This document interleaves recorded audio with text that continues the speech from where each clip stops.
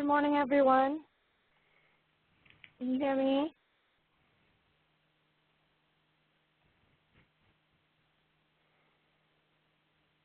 Okay, good. So we have audio.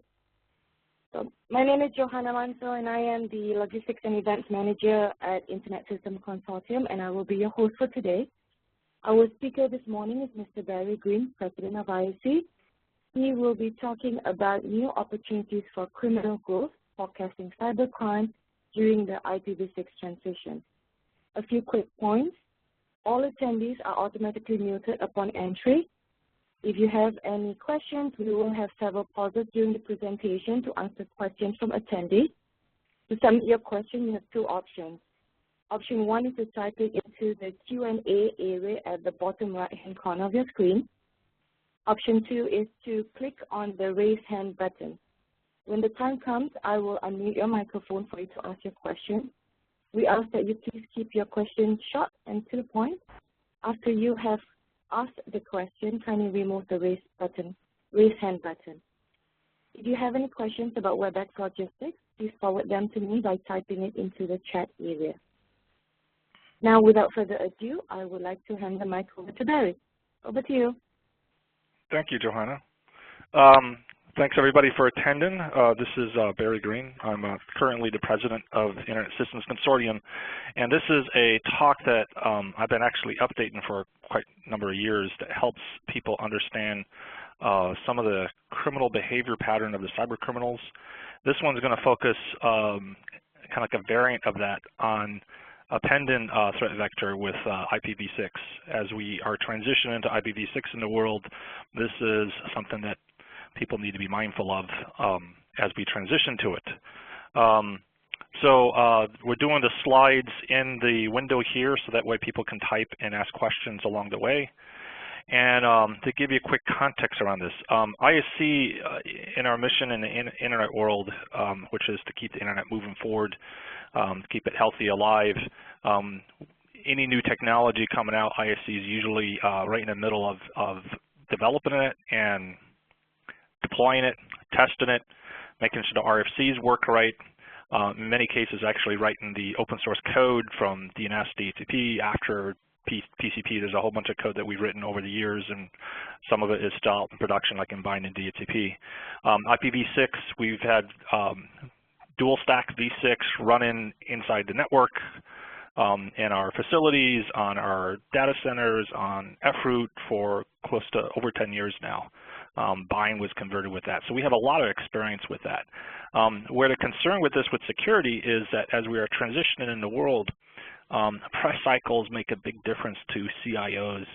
And if we're not mindful of, these threats and how cyber criminals are using, as we'll talk about here in a minute, the criminal cloud, it just takes one press cycle where a major company got broken into, and then it was revealed that they came in via a backdoor in IPv6, and there was no security on v6, and then CIOs around the world are going to go, whoa, whoa, whoa, why are we doing v6 again if it's going to make my network more unsecure? So that's kind of like the intent of this presentation. Again, ISC and IPv6, there's a lot from FRoot, the Bind, to secondary name services, to security information exchange. There's all sorts of things we do at v6. Some more things on the logistics. After this presentation, we'll take this PDF version that's on this webinar, and if you're interested in it and using it, we're going to post it up on our KB, our knowledge base that ISC has. So it will be up there. Just look for, type in the keywords on the presentation. It will probably be the easiest thing that will pop up. You can get that. If you are interested in these slides and using them in your organization, if you're trying to convince management to put more investment into IPv6 security, and you want to explain to them some of the threat vectors, and you find these slides useful, just email me. My email address is in there. ISC as a public benefit organization, sometimes just handing out slides that you can use in your organization is one of the best things that we can do to help you build a better network. Also, you can follow us because this is an ongoing series of activities that we do now and reaching out to our constituents. So, I highly suggest following us on Facebook, Twitter, LinkedIn, or RSS feed on our website. Help you stay abreast and stay tuned on things. So on the agenda for today, we're going to talk about this, what I call the criminal cloud. You know, how cyber criminals are using the criminal cloud, and understand some of the IPv6 variances in there that we've seen some people play around with. It hasn't been production, but it's ironic in the sense that we don't really have telemetry tools to watch it, and I'll explain that. And I'll give you some tools that you can use on understanding the behavioral threat vector. And this is a useful tool that we've been using in the operational security community to understand how bad are the threats. We're not focusing on the malware, we're actually focusing on the people. And the third one is things to think about to do, especially with the deploying V6 from a security standpoint.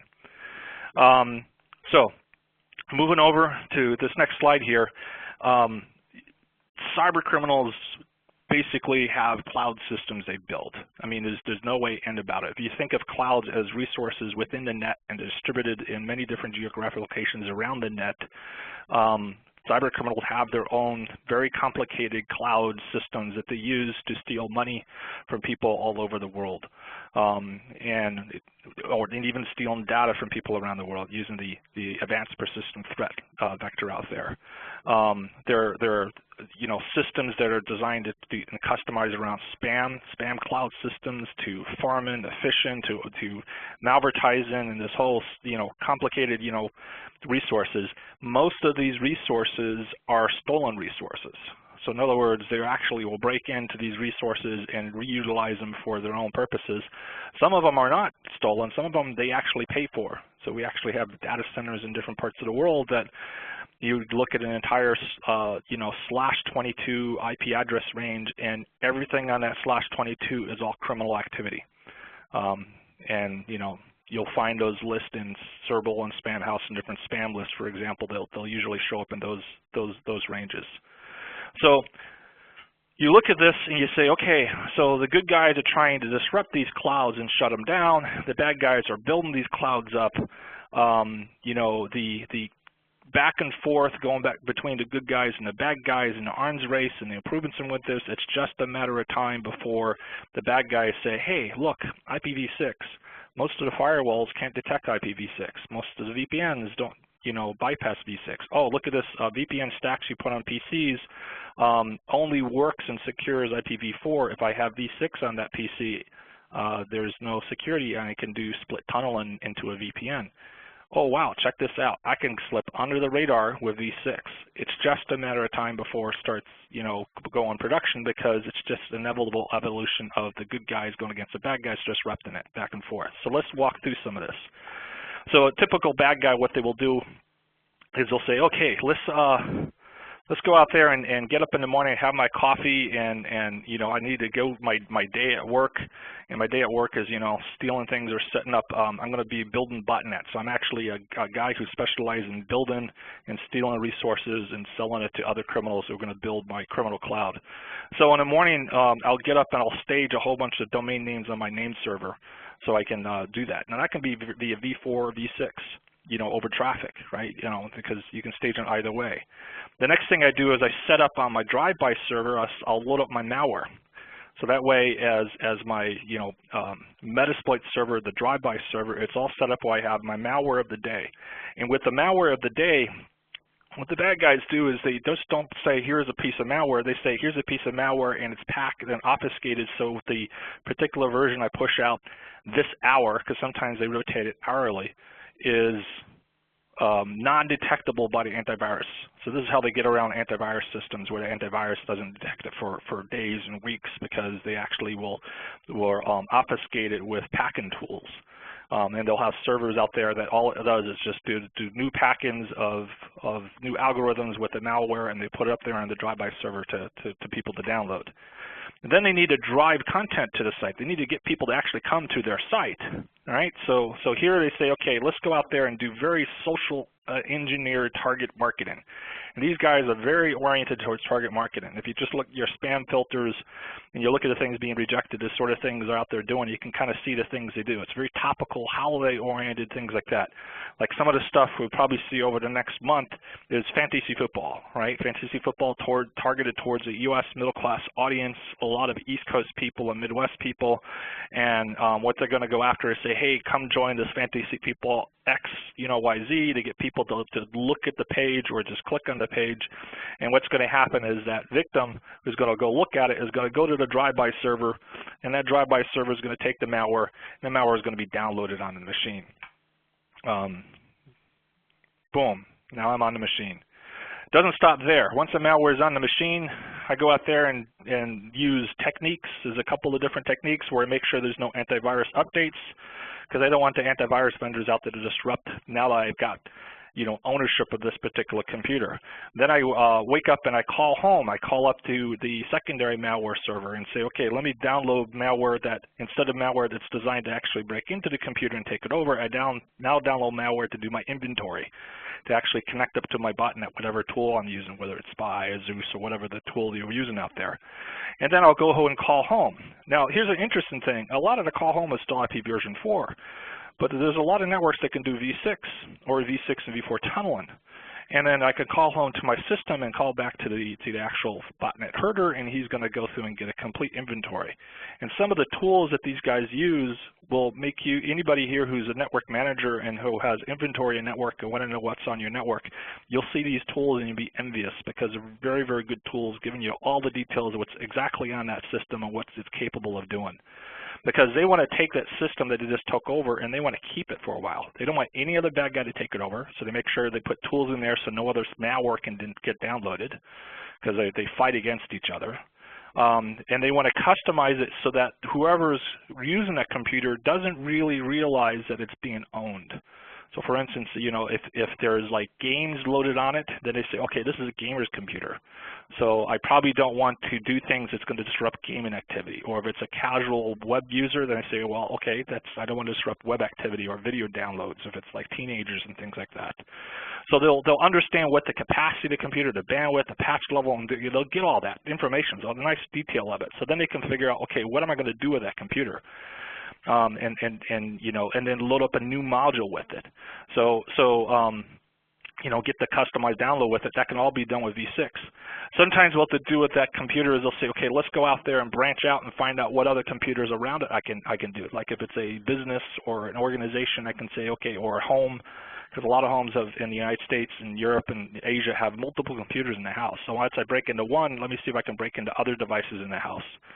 This becomes even scarier going forward as we go down the path of the Internet of Things, because imagine you break into one computer. From that one computer, let's go in there and hack into the refrigerator, DVR and different devices like that once you're inside. So it kind of gets scary because these guys like to be persistent inside.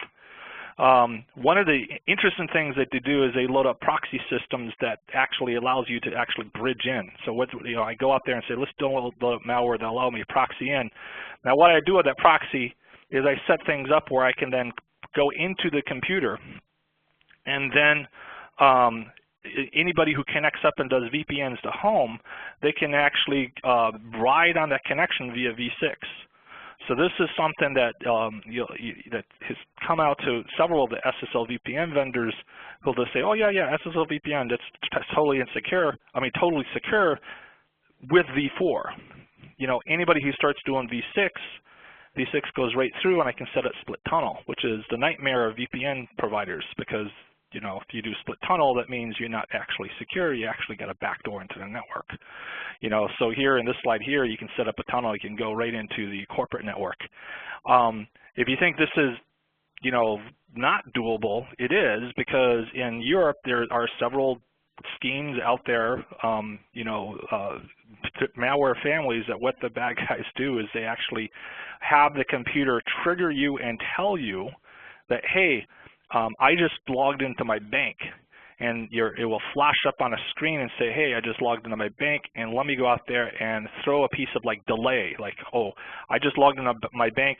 The username and password will be sent to the bad guy, and you get a spinning ball or hourglass saying, wait, and you're thinking that you're waiting for the bank to resolve your password. In the meantime, what the bad guy does is he goes, oh, let me jump in there, connect, grab the username and password, go to the screen, open up my own screen, and then put a fake screen in front of the person, and while you're thinking you're logging into the bank, talking to your bank, the person's out there logged into your bank and starting to move your money out. or criminal schemes are happening today. It's just a matter of time as the banks are battling against this that you're going to find that people will see that, oh wow, the V4 technique is being too visible. Let me use a V6 technique as more V6 gets deployed. So it gets an overview. This is like happening day in, day out, all over the place. With the criminal crowd activity, and what the operational security guys do is they do a lot of work out there to disrupt this activity, and every now and then see if you can actually get to the people behind the activity. But a lot of disruption, so a whole big family of stuff of different groups and individuals working on this. And there's interesting and scary consequences even before V6. So for instance, we all think that, hey, you can do all sorts of different engineering practices to build a very secure operating system. But as we see out there, every operating system gets its vulnerabilities. Nobody's actually figured out how to do a totally secure operating system, even though we've had decades and decades of work trying to figure out how to do that. So the whole aspect of security development lifecycle doesn't pan out. You just look at what's happening with Microsoft, Linux distributions, Apple. You just look at operating systems. There's constantly as long as human beings touch it, there's mistakes that happen. And with criminals, they're paid. There's a big monetary motivation. If they figure out how to get a 0-day into an operating system, that's big money for them, and they know how to capitalize on it. So there's a huge economic incentive now. It's not that finding vulnerabilities in operating systems isn't one of those things that you can say it's fun and it's a big ego trip and let me go to DEF CON and brag about it. There are criminals out there who, it's a lot of money for them. It's just straight up a lot of money for them. So they'll go out there and spend a lot of money to go out and find the vulnerabilities. The host security tools, the antivirus, they're not delivering the expectations.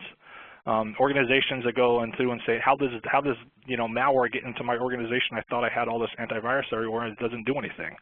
It's because the bad guys are finding ways to get around it. It's an arms race back and forth.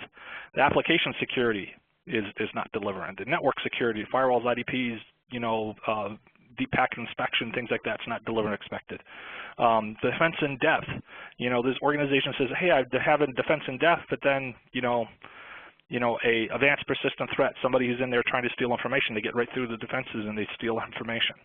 Malware remediation, how do we clean up the malware and how do we detect it is not working out. The bad guys are following these equilibrium patterns, and they're finding these thresholds, right, how to stay underneath the radar. I'll talk some more about that in a minute.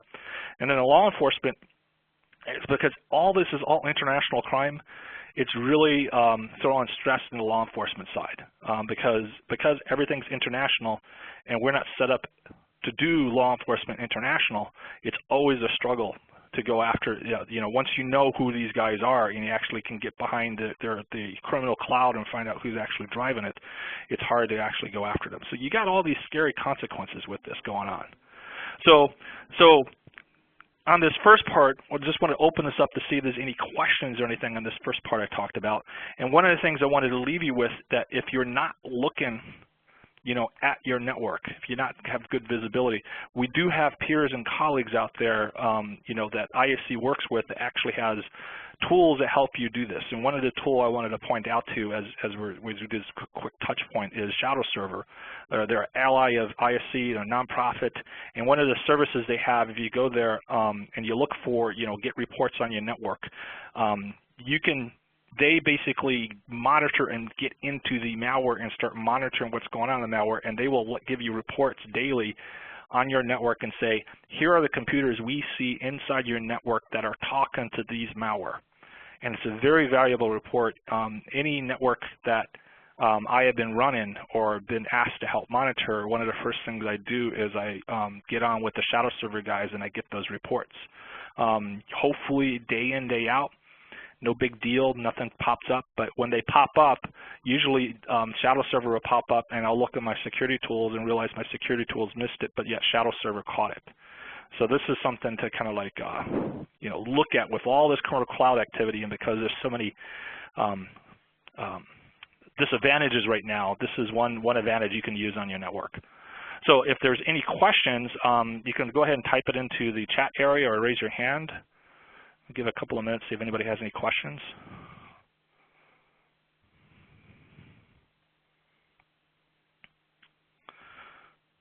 Okay, no questions yet. And also, I also invite everybody to, you can send me an email to ask questions also. Welcome those. All right, so next area, some tools to actually look at the cyber criminal behavior and the drivers behind it. One of it is, as I mentioned before, with the Law Enforcement International, all cybercrime, it's not a traditional view of the world where we have borders and, within those borders, certain national laws. What we have on the internet is everything all mudged together. Everything on the net is international in scope. It's hard to do things and separate out that this is one country versus the next. If you're going out there and looking at the victims of a particular piece of malware, it's usually all over the place. It's not just in one country. So it's really, really tough on the law enforcement side. That doesn't mean law enforcement is sitting on their hands. There's a lot of activity going on out there to actually go after it, and you can see in the press, about every 6 months we have a major takedown that, where handcuffs are put on people. Don't know about the prosecutions yet, but the handcuffs are put on people. So there is some progress with that. There's also, we got some dysfunctions within the ecosystem, where in a sense, good guys are part of the security problem. Where we have the white hat community, a lot of times really fixated on the wrong piece of the puzzle. In other words, if I give the equivalent of this is if this was the Drug Enforcement Agency and they're working on the methamphetamine, epidemic that's going on, like in the United States, if the DEA, went to the world and went to the, local citizens who are really concerned about meth addicts, and they say, oh yeah, we're spending all this money to study the drug, and we're looking at the chemical makeup and the processes they use for it and how they produce it and what's the variations for the use, and they'll fix in all the different mixes and all this chemistry. They'll start talking about all this chemistry, and somebody's going to raise their hand and says, okay, fine with the chemistry, but what about the pushers? What about the distributors? What about the people who are doing it? So in other words, what's going on in the cyber community, there's a lot of focus on, as I say over here, the weapon. Let me look at the AK-47 that the bank robber uses, and let me talk about all the details that AK-47 that bank robber used. FBI says, okay, noted, they used AK-47. I don't care about anything else about AK-47. It was loaded with bullets, and they pointed a gun at somebody, and they held up the bank. Who is the criminal, right? So what happens is if we really want to put a dent in this, we have to realize that it's not the botnet, it's the person behind the botnet. And we have to target the people behind it. It's not the AK-47. It's the person holding the gun who's robbing the bank. The AK-47 isn't robbing the bank. The person holding the AK-47 is robbing the bank. So this is kind of like where this function, getting people in the security community off the tools and the geeky thing and focusing on the people who are actually writing the tools, building the tools, using the tools, and stealing all the money and causing stress on our system. So given this, this is a tool that I use in a lot of my security evaluations and risk evaluations. I've been using it for quite a number of years. It's very useful with it, where I break down the threat vector into 3 different big buckets. Community number 1, this is people, is the criminal threat, and I'll talk more about that. This is actually a threat that's well understood. It's the biggest threat out there. Huge economic losses all over the place that is unpublished and undocumented because people not quite sure how to document it, but we're talking about billions of dollars out of the ecosystem every year from the global impact, right? So it's a big threat. But it's an understood threat, and I'll explain why in a minute.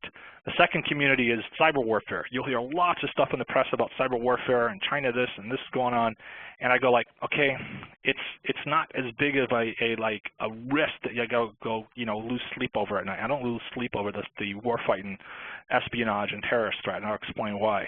The third one is the one I lose sleep over, which is, I call it the patriotic passion and principle threat, and I'll explain why I lose sleep over that one, because especially over the last year, this particular threat vector has been increasing like crazy, and is probably the most dangerous part of the cybersecurity threat out there. I'll explain why on that one.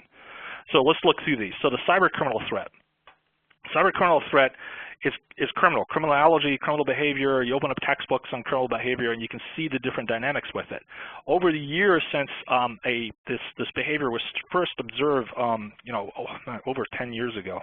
I first noticed it, and I was talking with this gentleman, a colleague of mine, Rob Thomas, over at Team Cymru, and he and I were noticing economic patterns starting up with the cyber criminals and the shift away from ego, glory-based hacking to money, money, money. And we noticed in the Miscreant Economy, what we first coined the Miscreant Economy, pop up, and we started talking about it over 10 years ago. That's kept on growing and it's being more complicated. But we've been noticing certain behavior patterns, and we will document these behavior patterns and use them to analyze when we see a piece of malware. We say who's using the malware, what's going on behind it, and this is a tool to help in there. So we got what we call 7 principles of successful cyber criminals. These are things that they will follow to actually make some good money with it. Principle number 1, don't get caught. So in other words, anything they do, they will do it in a way so they don't get caught, because there's no sense if I'm going to go out there and steal, $1 million off of a whole bunch of people's bank accounts and I can't use it. That's no good, and this is really common sense for criminals. Don't get caught. But it's interesting, over the years you'll see some dumb cyber criminals who don't think this and they get caught, and then people will brag, hey, we got the cyber criminal, and I see what they did. I said, okay, that was a dumb cyber criminal. That's why they got caught, because they didn't follow this particular principle. Hand in hand with this is the second one, which is don't work too hard. Why go out there and you'll get this publication about this vulnerability, and you'll look at the vulnerability and you think of all the things they have to do to actually break into a computer to use that vulnerability, and the cyber criminals will look at it and says, that's just too hard. Let me go. There's other easier ways of breaking into the computer. Right, so the cyber criminal threat, cyber criminals will look at vulnerabilities and exploits and things like that, and if you look at it and you say, like, this is just way too hard for them to do it, they're not going to do it. The cyber criminals are going to stay away from it because the cost-benefit, right, it's all cost-benefit analysis to them. If it takes me too long to do it, and so usually if it takes me too long to do it, my chances of getting caught increase, so they'll stay away from it. Third area is follow the money. There are networks out there who say, oh, wow, we have no problem because we don't get attacked. And I go, okay, well, how would anybody get money off of you? Big telecom companies are an example, the big bureaucracies. And there was one time that I was explaining to a big telecom company who says, oh, yeah, we have no problem. We don't get DOS attacked. Our customers do, but we don't. And I went, look, I know how to take down your network. And if a cyber criminal figured out how to get money off of you, how to extort you, they would, because that's what they do. You got extortion brackets out there. It's DDoS is very much either a retaliation because I don't like you, or criminal to criminal, or a activity which says, give me my money or I'm going to break your knees. Breaking a knee equivalent is throw a DDoS at you. And if you don't know how to get the money out of somebody, then you don't do it. You stay away. So just because you're not attacked doesn't mean you're not under a threat from cybercrime. It just, most of the time, it means the cyber criminals haven't figured out how to make money off of you. Once they do that, economics kick in, and the cyber criminals will start going after you. Next thing is, the persistency. Once they figure out where the money's at, they'll just keep on going after it. We've seen people we've taken on whole botnet systems, and they'll go out there and rebuild it in like days. We'll see them. We'll take down command and control systems, and they'll rebuild it, in hours, because they're very persistent. They'll like, for instance, in the DOS extortion rackets, if you say, okay, here's a big company and they build this big DOS protection system, they say, okay, fine, you built this big DOS protection system, I'll just move upstream. The persistency that they have to actually go after the money is pretty intense. The fifth one is always do things cross-jurisdictional, international. It's so easy for cyber criminals to do that now, where they, and with the tools involved, they can say, okay, let me build this botnet and make sure it's in 6 different jurisdictions around the world, and they have a nice graphical display with little flags to say, here's how many computers in the U.S. flag, and here's how many computers in Canadian, and the British, and then Mexico and Japan, and they'll have little flag icons with it. It's easy for them to do that, to make sure it's all broken apart and it's cross-national. Makes it harder that if they get caught to actually collect all the evidence. Next thing they do is they try to go after people who won't prosecute. And this is a key thing. Laws are changed by people actually prosecuting, by actually taking things to court, by calling the police, by getting something in front of a judge.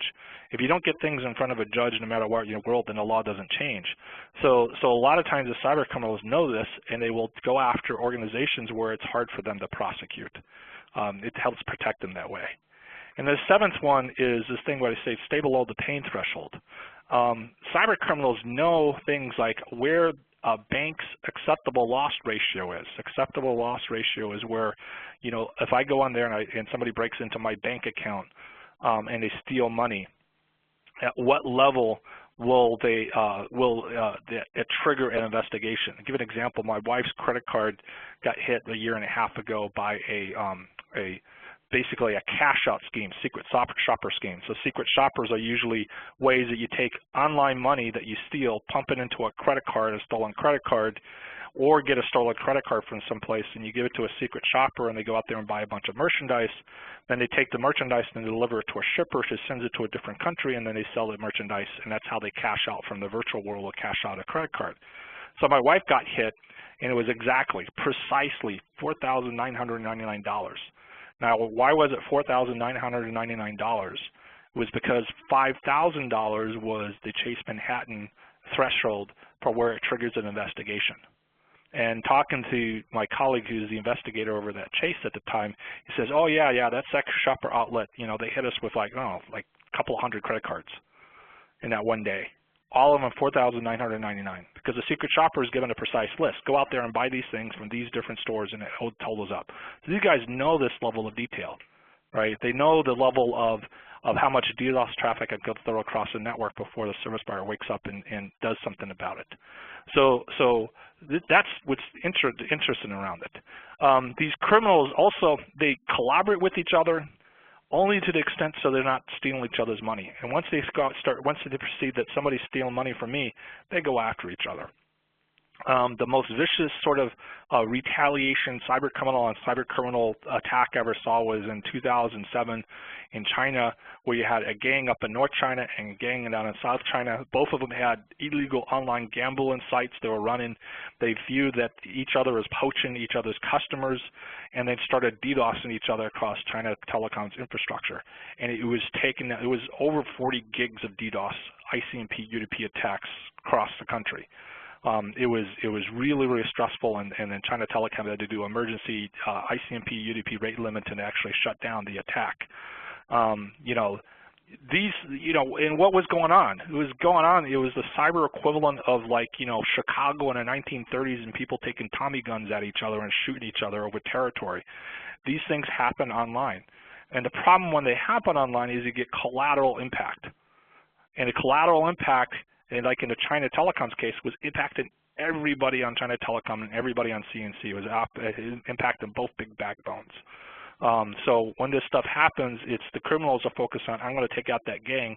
Sometimes they don't even care who's in between it, and that's where we get the collateral consequences. There's also, this is crime and this is big money, and there are cases where people have died. Slammer was the first case that we saw that it was direct impact to a cyber incident and a criminal killings, where Slammer was shut down the DNS infrastructure in Korea, and then there was a lot of gaming establishments that actually run by organized crime in Korea, and they would have these mule guys, these big thugs that would go around and collect the money a couple times during the day, and as they're going around and collecting, they went to one place and they said, well, the internet's down, we can't collect any money, and they went to the next place, oh, we can't collect any money. Third place, they say, okay, we're going to make an example of you. We don't know anything about the internet, but we're supposed to collect money, you're not giving me my money. And so, got that story from Kiza in Korea, and it was, it's sobering. It's sobering that, the amount of money in the cyber criminal world that's being stolen, it dwarfs the drug, sales, illegal drug activity. And when you're beyond that amount, so you look at the drug wars out there, and say, it's just a matter of time that, people disrupt cyber criminals, you're going to have, retaliations out there. So in here, you'll see certain things on criminal financial opportunities. You name the typical thing in criminal behavior, and you'll see the equivalent in cyber. It all maps. So this is why this criminology and understanding criminals is actually mapping quite well to cyber criminal activity. You used to have this thing where the end value was all about fame, It's not anymore. There's very complicated specializations within the criminal ecosystem, right? This chart I need to update because we have the end value going out with the mule operations and cash out operations and merchandise sale operations. There's a whole bunch of more complexity to this right now. It's a really interesting, complicated ecosystem where you have more and more people dependent on the criminal activity, which is scary because it's this, cloud infrastructure that's out there, and it's international in scope. You have cycles that go out, like people say, well, I don't see there's a lot of different attacks right now, but then they'll pop up. We'll see malware be popular, and then it'll go down, other malware be unpopular, and somebody modify the old malware and pop back up. It's always up and down. Let's go through these cycles. What we try to do in our operational security community is when we're at a trough or at a down cycle, we try to actually see if we can do things to get ahead of it. Otherwise, you're just being buffeted by the activities, which is normal. And then if there's an upward trend to the cycle. So in other words, it's not just a cycle that's up and down. There's an upward trend, so it's getting more and more intense as time goes on, as more people get connected to the net and more opportunities are out there. We try to do different community action, like for instance, the Makolo takedown. Brian Krebs is a good guy to read every day. He's one of we got some really good security reporters out there that interact with the operational security community. Brian Krebs is one of them. So if you're looking to stay abreast and stay tuned, read Brian Krebs, every other day when he posts his stuff. In this particular case, it didn't take long after we did we took down an entire data center that was all criminal activities. I mean, just was embargoed from the net, disconnected from the net. And it didn't take long for the bad guys to go out there and find a new way of doing it. And this is why I talk about the virtual cycle, that if you go after the bad guy system, the bad guys then learn from their mistakes, and all they need to do is read the blogs from McAfee and Symantec and Michael and all the antivirus guys, because everybody would blog about how they did it. The bad guys learn from that, and they come out with a new way of doing it, right? So this is our security ecosystem today. You do a takedown, everybody blogs about how they did it, and then what happens is the bad guys learn from that and they start making things better. So that's the cyber criminal threat. Very understood. I don't lose sleep over it. It's intense. It drives me nuts. It drives a lot of my peers nuts in the cybersecurity world. It's becoming more and more scary as the loss is increasing.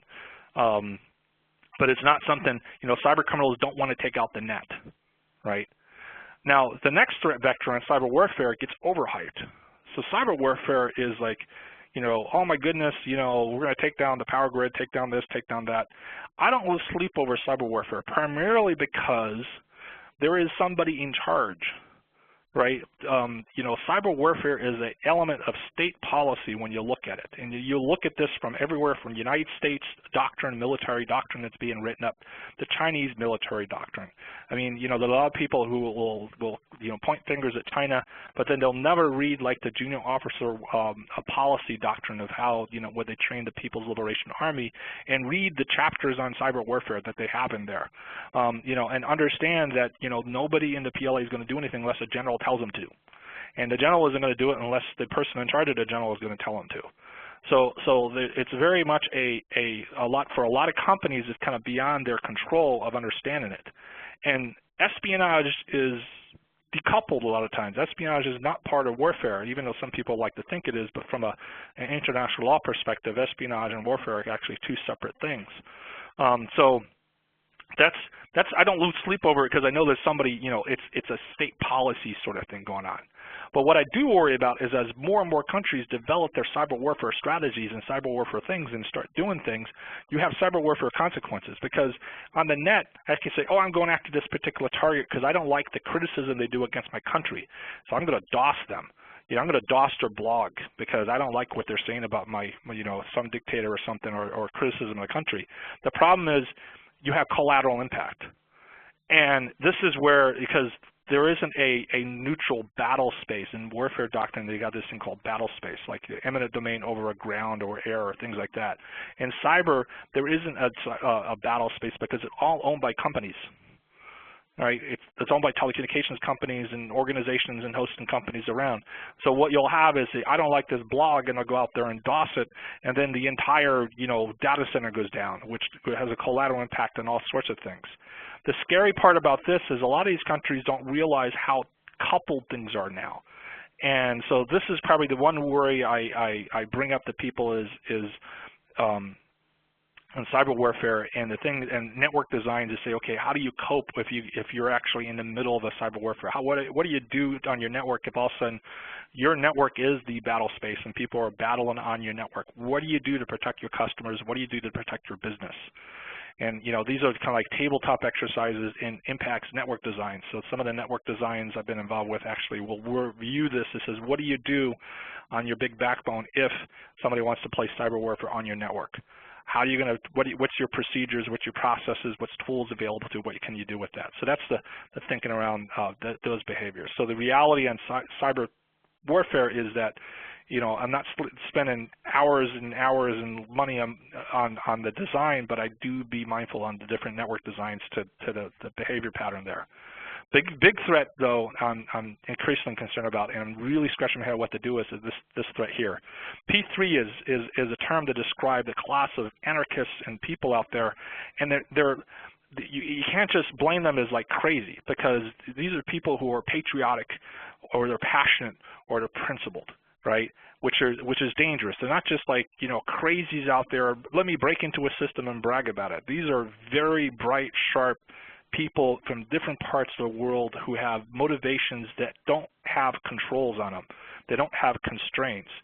Cyber criminals' constraint is if there's no money, then I ain't going to do it.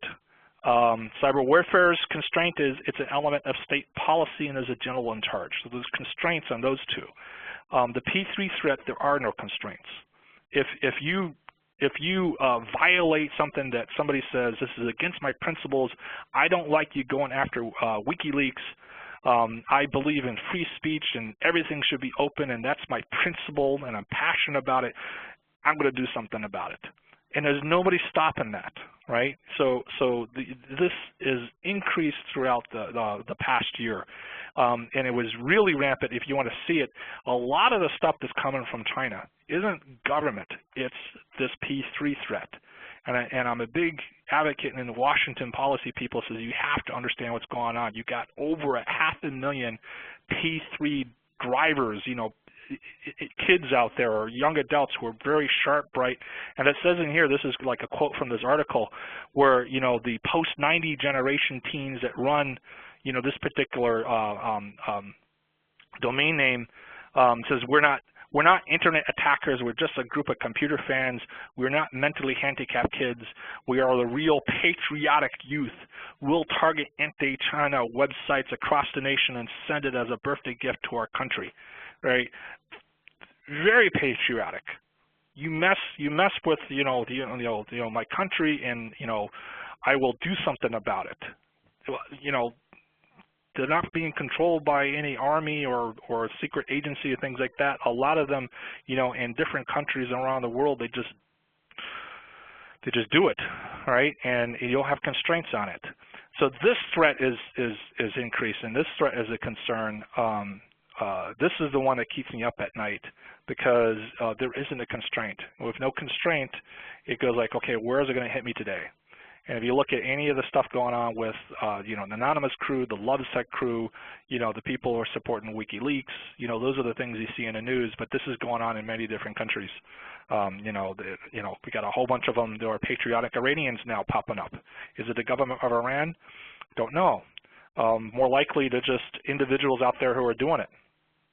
So, question to everybody here, take a quick pause, is any questions thus far on things I've covered so far? You can type into the chat, or you can raise your hand and ask a question.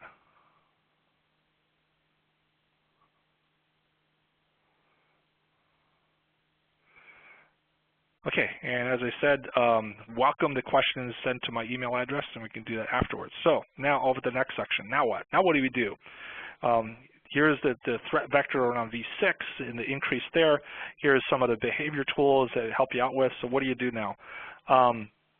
This security problem, as I talked about, is happening now. A lot of times people don't even realize what's happening on the network. So the first thing I tell people to do is figure out what's going on now. One good tool I gave you that's free to everybody on here is the Shadow Server tool. Shadow Server is useful because they get into malware and botnet systems. They monitor it with a variety of different things. They're using their tool sets and their telemetry systems and their sinkholes. They tie into ISC Security Information Exchange and our telemetry, and to get an outside view. In other words, they're looking at your network from the outside, right? But you also want to get tools inside, and a lot of times I recommend what people do is use open source tools first. There's always a temptation to go out there and say, oh, let me go out there and get this big expensive depacket inspection box, and then you don't, are you asking the right questions? Are you integrating it correctly? Instead, I would recommend people to do something like Bot Hunter. Bot Hunter is open source. It's a free tool that you can download. It's connected to a community of other advocates out there, and then you can put it on your network. It will detect things on your network. It will work, and then you'll learn from that. And then from that, you'll say, based off of the experience, where to place the network and what tool information you can get from it. Then you look at the commercial guys. Then you look at FireEye and you look at NetWitness and companies like that, and say like, okay. That one is better for me now, and you're making informed choices of that. So open source is a big, always one of my big advocates to start with, is use the open source tools first. And some of the open source tools actually support v6 where the commercial ones don't, which is an irony. Understand that you have a v6 security problem right now. In other words, if you're in the middle of doing v6 deployment, and even if you're not doing v6 deployment, you may have sections inside your network doing v6, and then you may not be able to connect to the gateway, but they're doing v6 and v4 tunneling, and then all you see is tunnel traffic, not realizing that it's actually v6 going on inside your network. So realize that you probably have that stuff going on right now. You need to build a v6 visibility plan. People say, okay, I'm going to deploy v6, but they don't think about how you're going to actually see what's going on with it. And this is even for running a network, simple running network, like v6 supported NetFlow, or IPv6, sort of things. How are you going to do v6 sinkholes? How are you going to do network management? How are you going to do logging with v6? Is your logging compatible with v6? A lot of these things you have to think about. The visibility is key, because if you just deploy v6 without the visibility, it's hard for you even to run a network properly. All right. And yes, you need to have a v6 security plan. You can't just throw out v6 without thinking through the security plan, because all it takes is one guy using v6 to break any network, and your CIA is going to stop. And we can't stop v6 deployment. We have to keep it going. We have to keep it moving. There's places like in Asia, APNIC they're not handing out any more IP version 4 addresses because they have no more. So if you go to APNIC now and you say, hey, I need some IP addresses, they say, here's your v6 block. And that's what you have to deploy for your customers. So it's getting that way. So there isn't really any excuses, to not do this. So with v6 part of sort of stuff with it. So the other thing to look at for doing is actually plug it into, if you're a security professional, plug into operational security community. So operational security community is the people actually are fighting it, fighting the crime.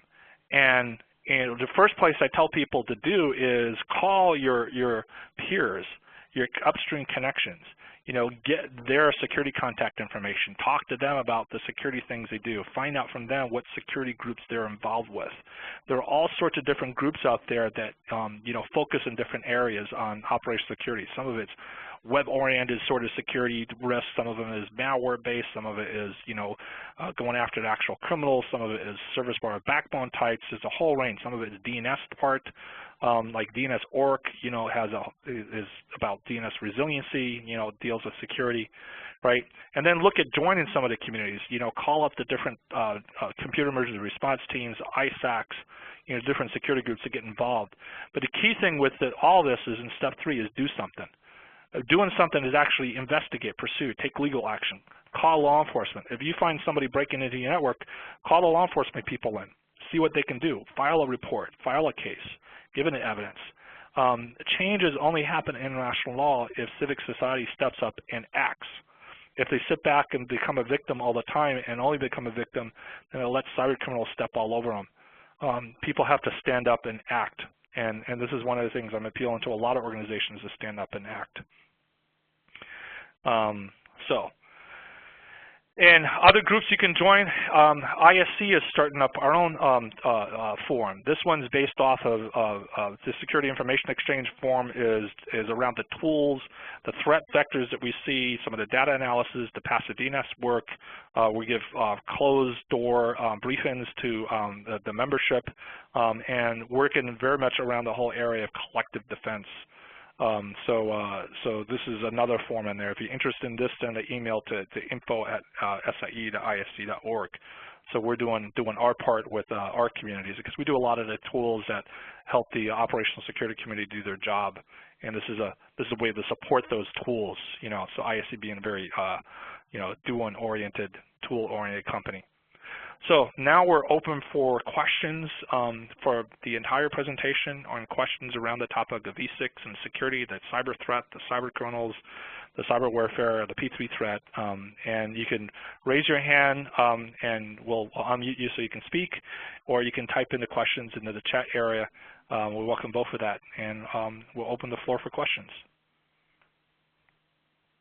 Harry, there is one question from John Whitted in the Q&A session. Okay. And John says, how likely is it that some of the bad guys are tuned into this? You're not telling anything new, just curious. They watch. I mean, we know that they watch and look at the different activities with it. And we see them watching because we'll see like a webinar presented or something given at a FIRST conference or one of the security conferences, DEF CON and Black Hat. And then people will see modifications in their tool set. So it's hard in an internet society where everything's so open to keep things confidential and classified. Now, given that, the information I'm telling you here is not new to the bad guys.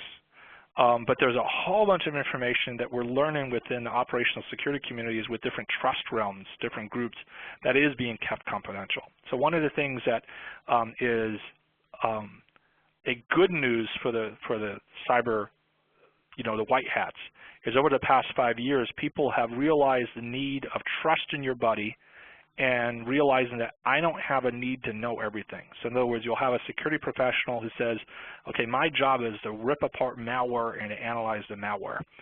Okay, and I don't need to know everything. I'm working on my piece of malware. I'll share with my colleagues what I'm learning. I'm not going to tell anybody else. I'm not going to blog about it yet. Until I get the all clear. And then I'm trusting others to do things like, let's look at the communication patterns and let's trace the different hosts that it's going to. And I don't need to know all the details of figuring that out. I just do my piece of the puzzle. So 5 years ago it used to be like everybody felt they needed to know everything. And if somebody kept a secret in the good guy community, people would get upset. Now everybody trusts that, okay, this crew has to keep things confidential because they're working on one piece of the puzzle. Another crew is working on another piece of the puzzle. A third crew is working with law enforcement to figure out what they need to do on their piece of the puzzle. And people feel that, okay, I don't need to know all the details. I'm working on my piece of the puzzle. I trust these guys to work on theirs.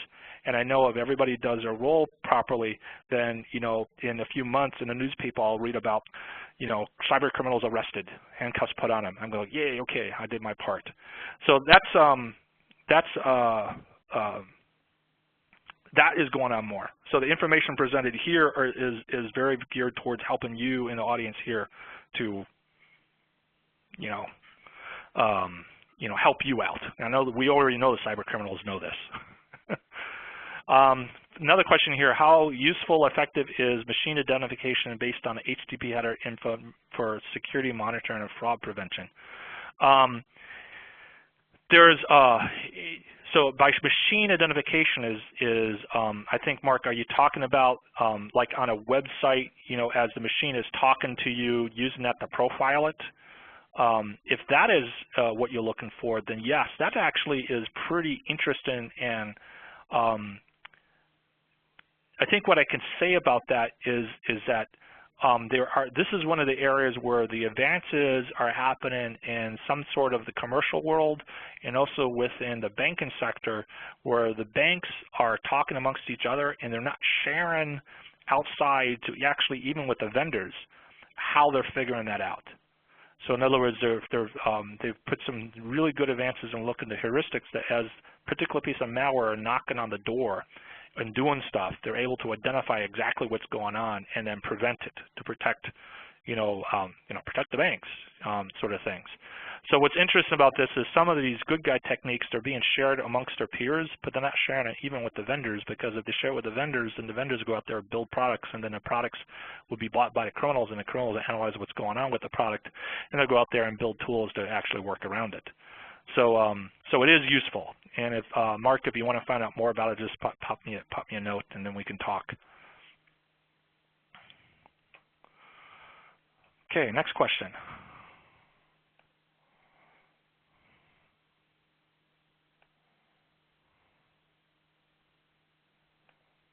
Barry, I see something in Q&A from John again. I'm not sure whether it was related to his earlier question. I think it is.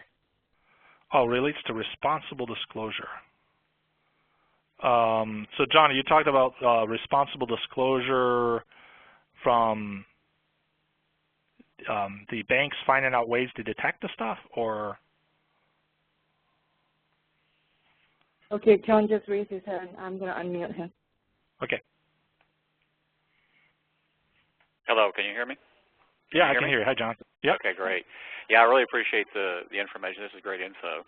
And yeah, previously I was talking about, I'm sitting here looking at all this, thinking, well, is there some way that bad guys? I'm sure they're listening in. Can they exploit this? I'm like, no, they already know this already, just like you said. And then as you gave your answer, it just reminded me of the whole topic of responsible disclosure, and that it seems like different people have different definitions and different thresholds for what that is. Some people have the notion, man, you should tell everything you know, even if they're a white hat, right?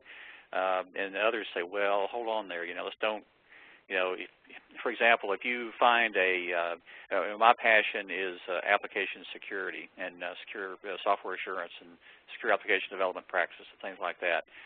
No more SQL injection, no more buffer overflows. That's just stupid, right? We got to stop that. But if you discover something, if you're a white hat researcher, do you jump on the internet and tell everybody about it right away? To me, it's more responsible to go to the vendor and give them at least a window of time to do something. I understand you need that pressure to get them to act, to say, well, I'm going to disclose this, a month from now or whatever. But I just wondered how you felt about that angle of things and what's kept secret and how long it's kept secret and that whole issue. I wonder where you come down on that. So this is all my personal opinion, and yeah, application security, it's really great. OWASP, yeah, you'll find in Silicon Valley, I'm getting ISC involved with OWASP, so with the application security stuff.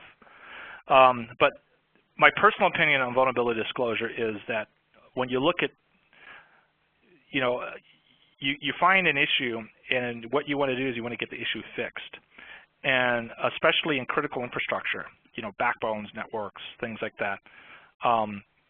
What over the last 12 years have taught us is that when you rush out and you think that, oh my goodness, the problem is a security vector, the problem is the bad guys, and you rush out code, you rush out fixes because you actually announced it to the world, or it's the panic, it's the anxiety, it's the rushed upgrades that actually cause more problems statistically than the bad guys have breaking into systems. So I'm in this camp. I'm personally in this camp, and ISC was already in this camp before I actually came here last year, of doing what I call a phase disclosure model. And the phase disclosure model is where the goal is to help all your constituents who use your software, your hardware, whatever, get upgraded. In other words, the goal is keep the anxiety down and march on a methodical way to get upgraded, right? So you get the fix deployed as fast as possible. But you get it deployed in a way that isn't going to cause massive network disruptions or risk. So you can watch us over the next year because we're publishing our policies, we're publishing our procedures, and because we're an open source company, some of the lessons that have been learned inside vendors over the years, a lot with the first.org, FIRST.org, that's kind of like where all the different incident responders hang out in that community. Next year at first I'll be presenting and says, okay, here's the entire phase disclosure process the ISC uses. Here's our processes, our procedures, here's how we do it. And people who want to copy it, they can copy it because our processes and procedures will be open source. They all can do it. So yes, and I'm also in the camp to say if you find something, call the vendor, and if you're not comfortable calling the vendor, go to first.org and find one of the incident response coordinators and work with them. And it doesn't have to be the one inside your country. Like for instance, I work, depending on the type of vulnerability, is the type of, which group I work with. If it's like a stack sort of, TCP sort of thing going on with stuff, I like working with CERT FI in Finland. If it's like something dealing with the national government, US CERT does a really good job with it. So each of the teams actually have different specializations. Malware takedowns, GovCert Netherlands. They've been really, really good. They're actually really bogged down with the certificate authority issue going on right now. So so you're not, because we're international in flavor in the sense of, the CyberNet issue, you have a lot of different teams you can work with. So security investigators who found a vulnerability and decide to like send it out the bug track or full disclosure, I kind of frown on. I go like, how did that help? What's your goal? Yeah, I agree.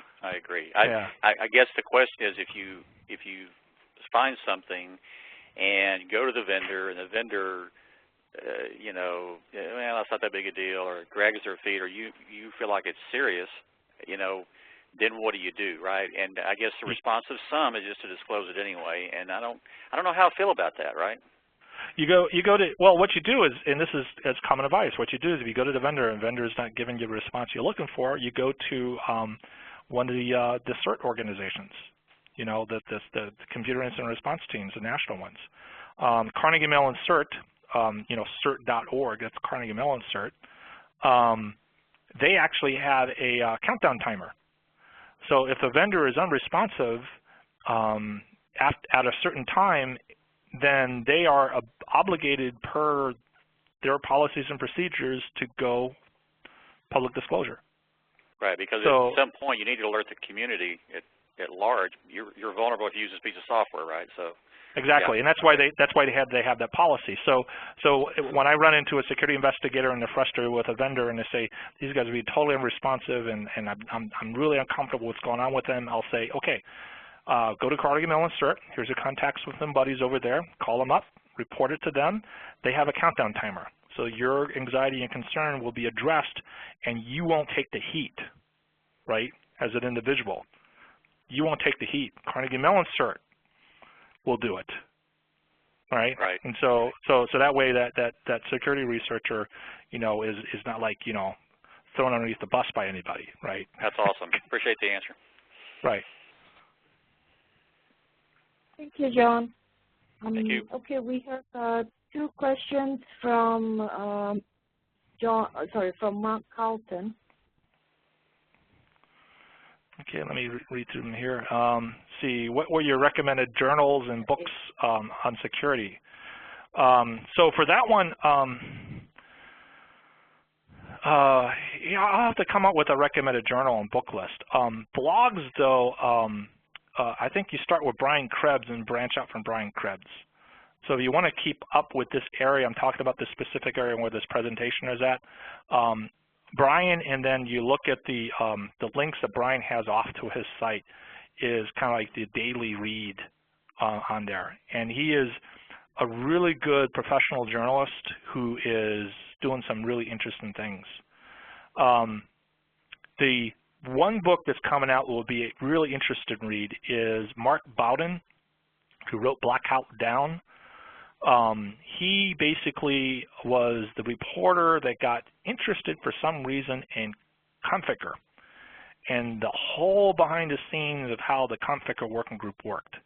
And I'm on the Configure working group steering committee, and we got everybody comfortable to actually hand over the entire email archive. In other words, every piece of email that went amongst the Configure working group. And we handed over the entire archive to Mark. And then Mark, as a reporter, as an investigative reporter, has talked to all these different parties and looked through all the emails, and a level of transparency that some people go like, wow, this is scary that we're being this transparent with this reporter. And he's got a book coming out. So that would be an interesting book if you want to see behind the scenes what's going on in the operational security community. So So Brian Krebs, and then look out for Mark Bowden's book coming out. You know, I told Mark that if it ever becomes a movie, you have to get George Clooney to play my character in it, and he kind of laughed at that, since a lot of his books go into movies. I don't know how we do them. I don't know how a movie about a whole bunch of geeks getting together battling cybercrime will be interesting. Second question here: do you know of cases where people have been prosecuted when evidence of thousands of fraudulent transactions submitted from the same IP address? Unfortunately, no. I mean, prosecuted. Prosecuted. Yes, we have prosecutions in court. The Zeus Petrovich is being prosecuted, so we have prosecutions going on. I think the key thing we're all looking for is convictions. And so we're getting better where we're putting handcuffs on people. We're getting better where we're getting evidence into courts, right? So we're doing the prosecution part.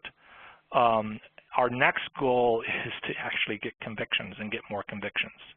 And this is part of the private industry working hand in hand with the civic society players, the law enforcement people, and the justice departments around the world to actually shoot for that goal of convictions.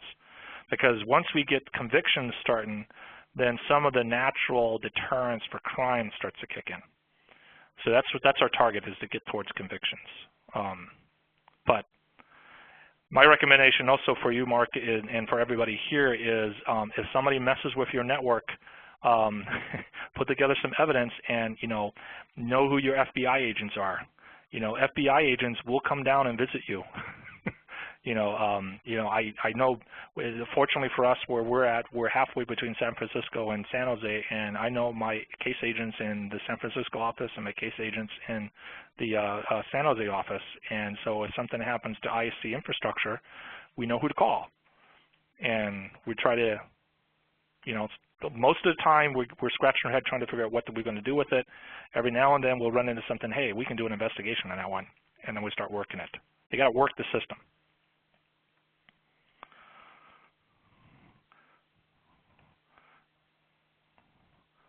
Mark said thank you. Okay. Other questions?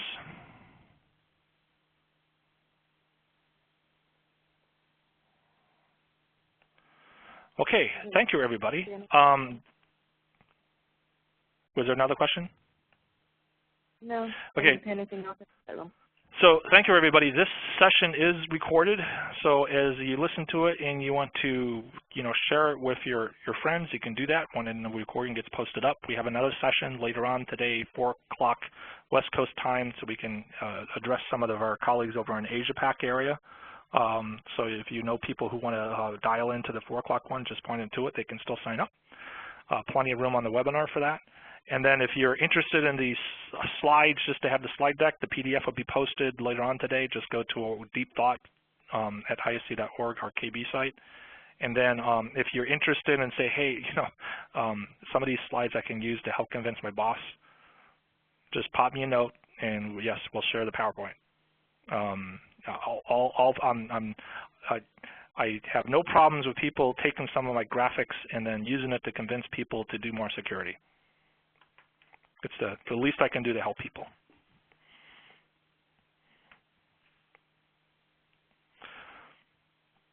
So thank you very much. Thank you, everyone.